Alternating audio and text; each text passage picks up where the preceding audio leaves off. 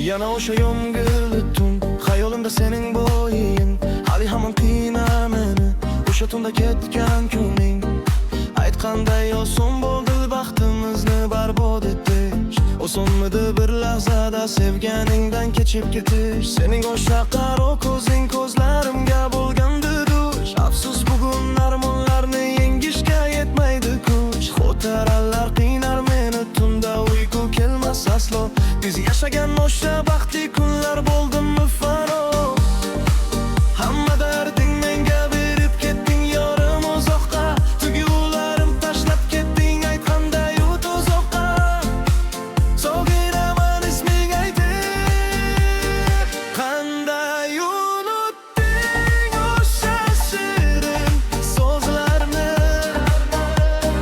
Qanday unutding menga bo'lgan hislarni. Bugun armon baringni tirnamaydimi? Men so'rgim seni kechqimdan oydinda.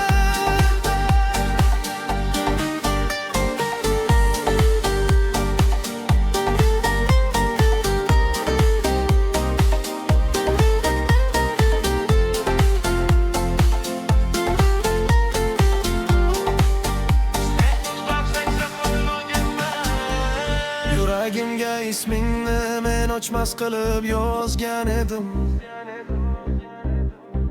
Sen tufayli bu dunyoda eng baxtiyor inson edim. Endi esa yolg'izlikda o'tar mening tunlarim. Xazon bo'ldi sendan keyin o'kilmagan gullarim. Mayli endi qaytma ortga, o'zga bilan baxtli bo'l. Lekin senga bitta so'zim, uzoq bo'lsin ketgan yo'l. Men-ku seni kechiraman, qalbim kechirmas aslo. Biz qurgan u muhabbatning qasri bo'ldimi fano. Musiqa yana o'chga tayyorlanadi.